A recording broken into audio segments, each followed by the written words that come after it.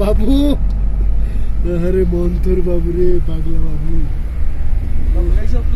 সব ভিডিও করিস তোরা এমনই খায় না আবার ছোট লোক পজ দিয়ে দেখবো শিক্ষিত করবো